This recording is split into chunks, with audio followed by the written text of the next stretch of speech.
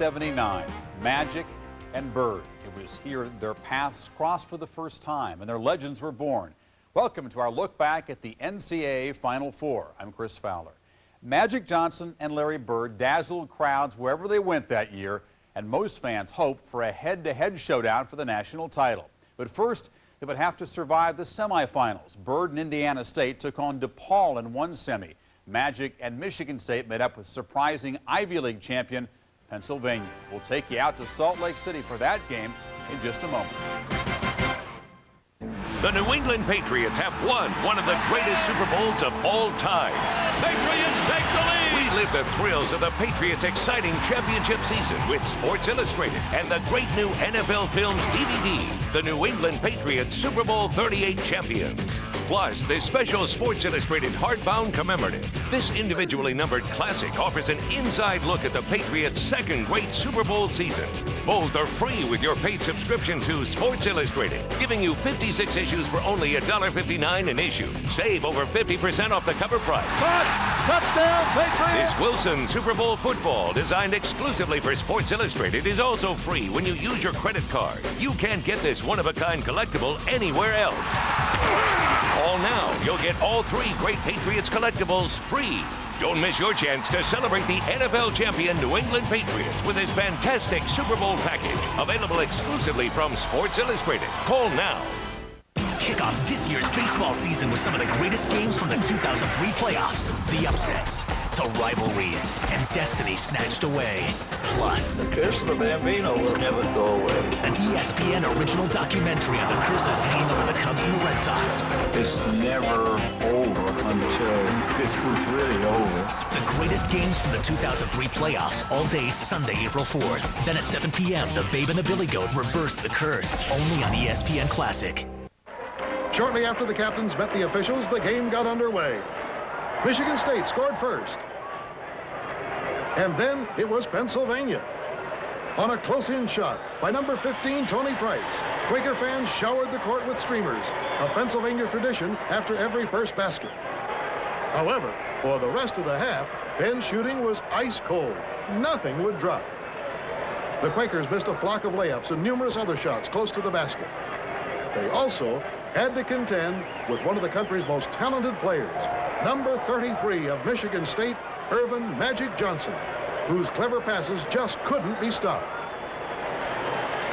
While the Spartans were rolling, Coach Bob Weinhauer of Pennsylvania motioned to his players to slow things down. But that didn't work.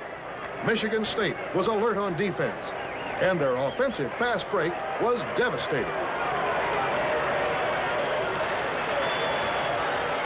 Greg Kelser combining here with Mike Berkovich for an easy 2 points. For Pennsylvania, the Quakers had made only 3 of their first 18 shots from the floor.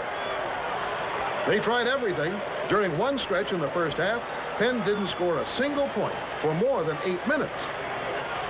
On the other hand, Michigan State simply couldn't miss. The Spartans always seemed to have a man open, like number 11, Terry Donnelly. Michigan State was overpowering in the first half. Irvin Johnson alone had 8 assists. Here he feeds to Kelser, who takes a few steps and stuffs it. At halftime, Michigan State led by an astounding 33 points.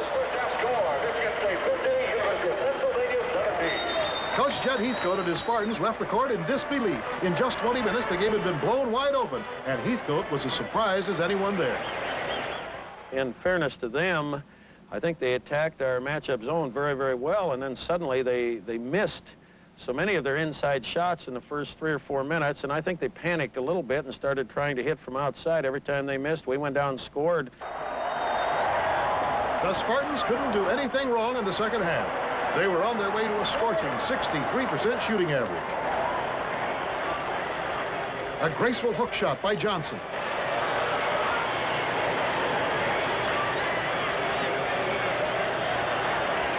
Greg Kelser arches one, and it's a beauty.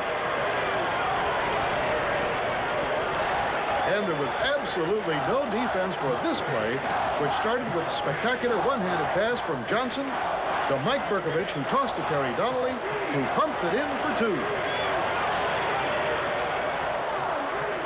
But give Coach Bob Weinauer and his Quakers a lot of credit. They were much more competitive in the second half, scoring on fine shots, like this underhanded scoop by Bobby Willis. In fact, the Quakers were outscored by only 1 point in the second half. But the deficit they incurred in the first 20 minutes was simply too much to overcome. Michigan State was a team that was peaking just right, led by a pair of exceptional players. Number 33, Irvin Magic Johnson, and number 32, Greg Kelser. The closest of friends, on and off the court. In this game, Johnson scored 29, Kelser had 28. Final score, Michigan State 101, Pennsylvania 67. The 34-point margin was the largest ever for an NCAA semifinal or final.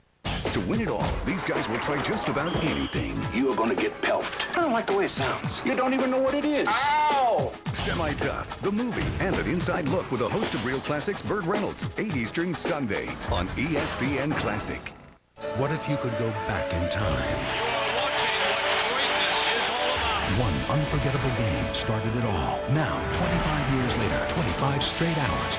Magic versus Bird, all day today on ESPN Classic.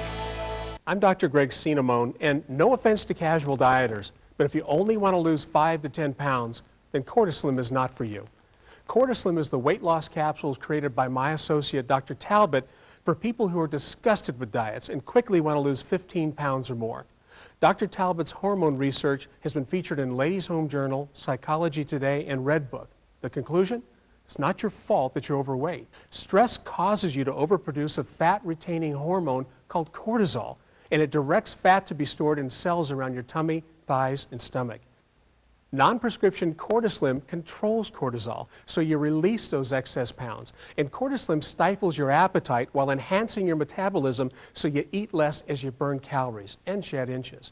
Drop 15 to 50 pounds with Cortislim. Call 1-800-320-4338. That's 1-800-320-4338. 1-800-320-4338. It really had been an amazing season for Indiana State, led by the fabulous Larry Bird, and now they had a chance to win it all in their very first appearance in an NCAA tournament. Indiana State, wearing the white uniforms, controlled the opening tip. The ball going to number 22, Carl Nix. He muscles his way in for a quick layup.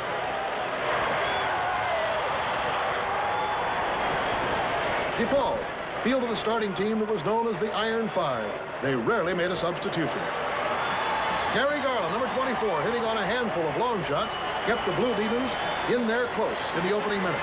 Indiana State's offense, of course, was built around college basketball player of the year, Larry Bird, who passes to Gilbert for a two-handed stop. Indiana State was a physical team, and the Sycamores used their muscle under the boards. No one enjoyed the contact more than Bird. He was a tower of strength, 6'9", 215 pounds, and at the other end of the court, he showed his tenaciousness, rebounding all the defensive boards as well.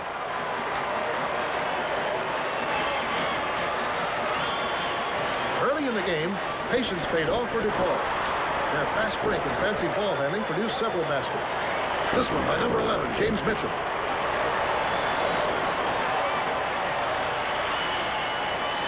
Neither team was able to open a big lead. With more than 7 minutes remaining in the first half, Bird tied the score 26 all, which brought a disgruntled Ray Meyer to his feet. Shaking his head in disbelief, wondering what he was seeing, Larry Bird was all over the court. Rebound, passing, scoring. This feed, Alex Gilbert giving Indiana State 2 more. Coming down to the closing moments of the first half, with 5 minutes to go, Bird's tip-in once again ties the score.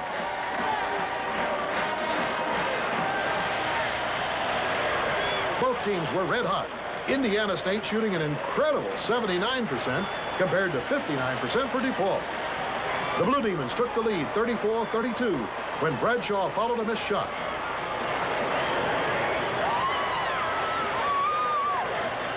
The margin went to 4 points when number 30, Curtis Watkins, worked his way in to score on an underhanded shot. In the final 3 minutes of the first half, everybody contributed for Indiana State. Number 23, Steve Reed, hitting from 18 feet out. Penetrating inside, Carl Nix feeds number 40, Brad Miley, and he puts Indiana State ahead 40-38. Then a layup by Watkins enabled DePaul to tie the score at 40 all. That's when Coach Bill Hodges urged the Sycamores to maintain their poise. And they did with another key basket from Steve Reed, this time from on top the circle. Larry Bird has the uncanny ability to shake himself loose for that fraction of a second to let the ball go. He tore the nets apart in the first half on near perfect shooting, making 11 out of 12 field goals and 1 out of 2 free throws for 23 points. At halftime, Indiana State led 45-42. Coach Ray Meyer planned his strategy in a desperate effort to contain Bird. But it was Bird who scored the opening basket of the second half for Indiana State. DePaul struggled to get going. Their first score coming on Mark Aguirre's turnaround jumper at the 58-second mark. Almost another minute passed before the Blue Demons were able to score again. They worked the ball into Aguirre. He rammed it home. Meanwhile, the Larry Bird show continues. This field goal, his 12th straight without a miss, increased Indiana State's margin to 9 points. The Sycamores were pulling away now, leading 55-46. DePaul still couldn't compete with Indiana State on the boards. The result, 2 more points for Bird.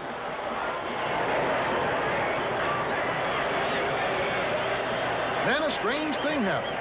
With 14 minutes left to go in the game, and Indiana State leading by 8 points, the momentum changed in favor of DePaul.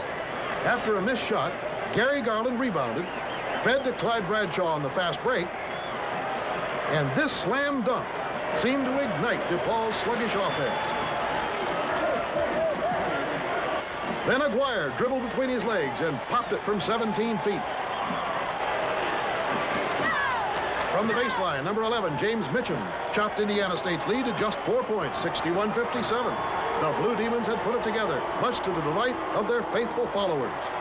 But Indiana State refused to panic. They worked deliberately, looking for the high percentage shot. And it came here on that perfect pass from Bird to Leroy Staley. Then Indiana State went back ahead by 8 as Bob Heaton connected from the baseline. Coming up, another outstanding play by the Bird. What ball control he shows here. Plays like this can fire up a team.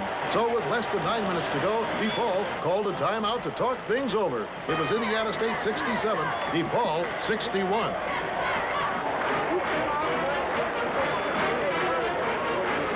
The next 4 minutes belonged to DePaul. The big surge started with a basket by Aguirre, who was the nation's highest scoring freshman in '79.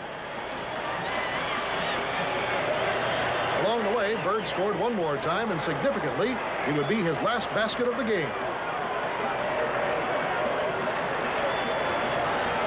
Less than 6 minutes to go, and there was no stopping Aguirre. With his layup, DePaul trailed by only 2. Now, with a chance to tie it up, Ray Meyer instructed the Blue Demons to take their time. They did. And Aguirre's turnaround jumper tied it, 71 all. DePaul then forced Indiana State into a turnover. Clyde Bradshaw stole the ball, and Gary Garland put the Blue Demons ahead for the first time in the second half. Now it was anybody's ball game. The winner would meet Michigan State in the finals to determine the 1979 NCAA champion. DePaul had an opportunity to increase its lead to 4 points, but here they committed one of their few turnovers in the game, a crucial mistake. On the next possession, Indiana State scored the tying basket on a marvelous pass from Bird to Bob Heaton. DePaul jumped in front 74-73 on a free throw. But another Heaton layup put Indiana State back on top 75-74. Only 36 seconds left on the clock. DePaul down by 1 point, called a timeout. Ray Meyer explained his strategy. DePaul was to get the ball in low to Aguirre. If that didn't work, to take the first good shot. And here's what happened. Indiana State forced Aguirre outside, where he was immediately confronted by Miley and Nix. He had to take an almost impossible shot from the deep corner. It bounced off the rim to Leroy Staley of Indiana State, who was fouled with 1 second left. The Sycamores were confident of victory as they hugged each other in celebration. Staley went on to make the free throw, putting Indiana State ahead 76-74, and now DePaul needed a miracle. but it didn't happen. Their full-court desperation pass was easily broken up, and the game was over. The Sycamores had lifted their record to 33-0 and moved into the finals.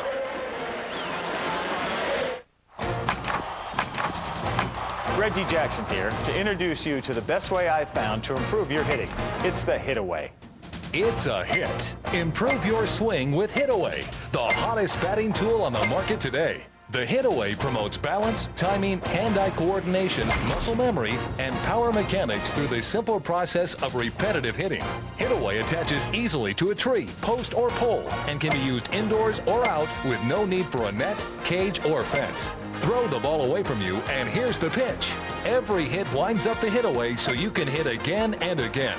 And no more chasing balls or paying for batting cages.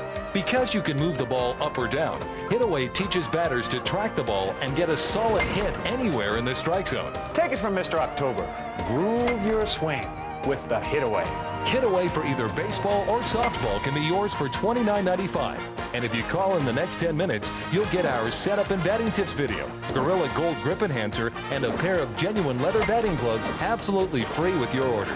And Hit Away comes with a 100% satisfaction guarantee. If you don't see an improvement in the mechanics and fundamentals of your swing, timing, and batting average, simply return it for your money back. Plus, Hit Away makes a great gift. Order 2 or 3. You'll save $5 on each additional Hit Away. Call the toll-free number on your screen now and get the video, the Gorilla Gold Grip Enhancer, and leather batting gloves free with your order. Call now. And so the scene was set for the championship game. The game was billed as the showcase for 2 of the nation's best players. Smooth and gifted Larry Bird of Indiana State, everybody's player of the year. A unanimous selection on 5 All-America teams. In the other corner, Irvin Magic Johnson, the great one from Michigan State. The Magic Man had also made 5 All-America teams. It was Bird's playmaking talents that provided Indiana State with its first couple of baskets. Here, he whips one to Steve Reed. And speaking of pinpoint passing, Greg Kelser of Michigan State did it this way, resulting in a stop by Ron Charles. The Spartans were an explosive team. Irvin Johnson triggered the attack in so many different ways. Here, he grabs a rebound. Drives the length of the court, exhibiting the extraordinary skills that made him such a delight to watch. And after scoring, he responds in typical Johnson style.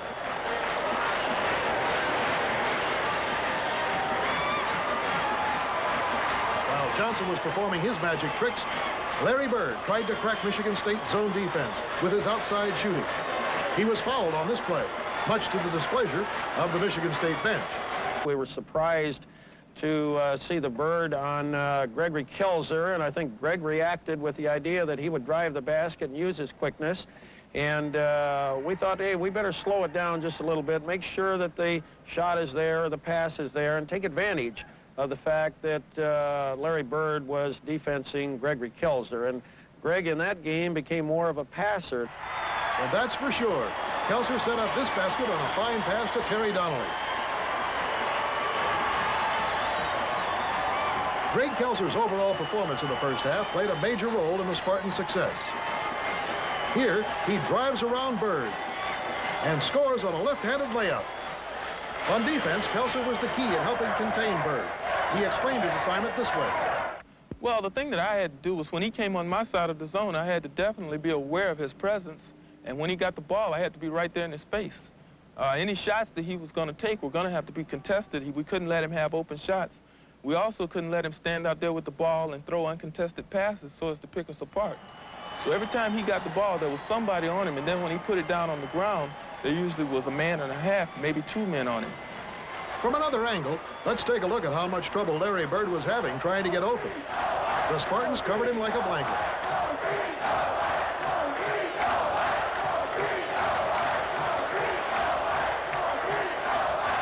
And when he did get the ball, he had to force many of his shots.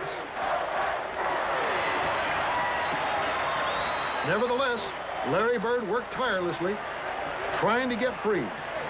Never in his career had he labored so hard to get a basket.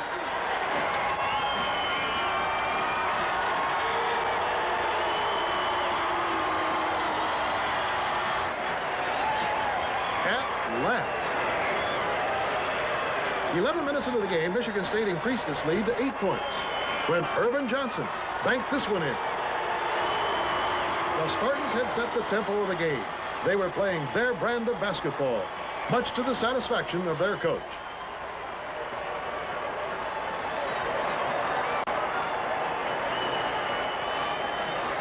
A jumper by Carl Nix of Indiana State made it Michigan State 30, Indiana State 23. The Sycamores were trailing now by only 7, despite their inconsistency. With 5 minutes to go in the first half, Bill Hodges tried to restore the confidence of his players. But Michigan State continued to dominate at both ends of the court. One of the trademarks of this Michigan State team was its dazzling passing game. Before the half ended, the Spartans scored on this exciting alley-oop pass from Johnson to Kelser. It was their favorite play, as Johnson explained. It's more or less of a instinct thing where he'll look at me and he'll break up high real quickly, and if his man is on him tight or overplaying him, he go right back, and I just throw it, and it always worked. Another obstacle Indiana State faced in the first half was Michigan State's scrambling, clawing defense. Oftentimes, the Sycamores got only 1 shot and only 1 rebound. You won't find better defensive play than that displayed here by Greg Kelser. Now, that's the way to play deep. No one on the Indiana State bench was more frustrated than assistant coach Mel Daniels. And it was understandable. Michigan State had played exceptional basketball. And then, with only 14 seconds left in the half, the Spartans all of a sudden had a problem.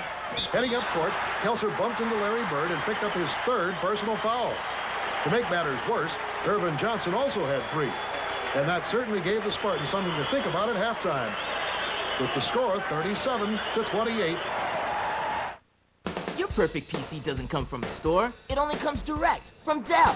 Just call or go online and get the sleek Dimension desktop with an Intel Pentium 4 processor and a flat panel display for only $9.99 after mail-in rebate. Plus, get a free combo drive upgrade and a free memory upgrade. You won't find a deal like this in any store, so hurry. This offer ends March 24th, and it's only a click or call away. Easy as Dell. Dell PCs use Intel Pentium 4 processors. Think you can't afford Dell quality on a smaller budget? Think again. Right now, get this Dimension desktop with the powerful Intel Pentium 4 processor for the amazing price of $4.99 after mail-in rebate. Plus, get a free CD burner and a free memory upgrade. Dell notebooks start at just $6.99. Remember, they're only direct from Dell, so hurry. These offers end March 24th, and they're only a click or call away. Easy as Dell. Dell PCs use Intel Pentium 4 processors.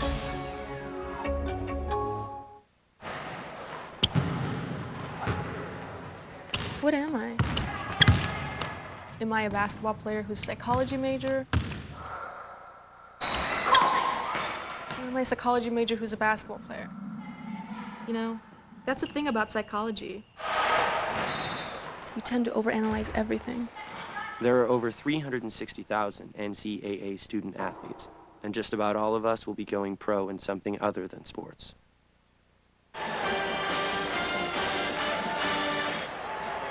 The Spartans opened with the second half blitz, scoring 7 straight points. Terry Donnelly from the corner. Bullseye. Not so fortunate was Indiana State. Michigan State continued to apply pressure, and Indiana State didn't score the first 3 times it had the ball.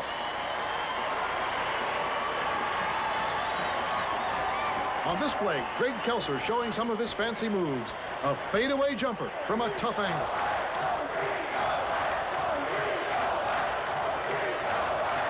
Michigan State took a 16-point lead at the 16:43 mark. Again, the Spartans called on Donnelly. And the man with the hot hand made his second straight basket from the corner. What a performance. Donnelly couldn't even believe it himself. He kept feeding me, and fortunately they were going in for me, and it was something different for me because I haven't been a shooter. Donnelly's torrid shooting continued. His long-range jumpers accounted for 2 more baskets, giving Michigan State a commanding 48-32 lead. Everything seemed to be going right for the Spartans until Greg Kelser banged into Larry Bird and committed his 4th personal foul. With more than 15 minutes remaining in the game, Judd Heathcote now had to substitute for Kelser, who was the top scorer and rebounder in Michigan State history. And that's the kind of break Indiana State had been hoping for. From outside, Bob Heaton scores on a jumper.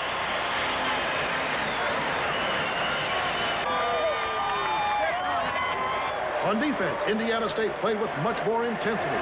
The Sycamores completely disrupting the Michigan State attack. And the Spartans throw the ball away. With Kelser sitting on the bench with 4 fouls, Michigan State was a different team. And so was Indiana State. Coach Bill Hodges and his assistants were fired up. Watch this nifty move by Carl Nix, number 22. 4 defenders in pursuit, shovels the pass to Staley, and he scores it from underneath. An important basket, and Staley's first of the game. Indiana State was now flying. Larry Bird getting the ball to the crowd, hitting from the baseline, and he cuts Michigan State's lead to 9 points. With a little better than 11 minutes to go, Indiana State's full-court press forced Michigan State into another turnover on a Carl Nix interception. Believe it or not, the Spartans had scored only 1 basket in 4 minutes of play. No longer were they in command. On this Carl Nix jumper, Indiana State narrows the difference to 8. 52-44. The Sycamores have the ball once again. They take their time, carefully working the ball to Bird. And he cuts Michigan State's lead to 6. Indiana State had staged an amazing comeback, and Judd Heathcote was hopping mad. The Indiana State fans were delighted, but they also had reason to be concerned because Greg Kelser had returned to the Michigan State lineup. And it didn't take long for the Spartans to recover. From the top of the circle, a perfect pass and a stuff by Johnson. And he draws a foul at the same time. It's an airborne foul, and that gives Johnson 2 shots instead of 1. Magic made them both, resulting in a 4-point play, and Michigan State led 61-50 with 5 minutes to go in the game, and that may very well have been the turning point of the championship. Bill Hodges knew that time was running out, and Indiana State was having trouble at the free throw line. With only a minute left, Urban Johnson's inbound pass traveled almost the length of the court, right on target to Greg Kelser. Another beautiful play. Johnson and Kelser, partners in destruction. Michigan State led 67-58, and the Spartan fans started chanting.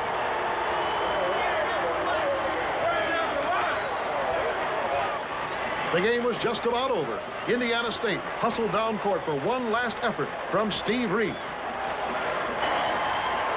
Topping it all off was Urban Johnson's over-the-shoulder pass to none other than Greg Kelser, who officially ended the game with a thunderous stuff.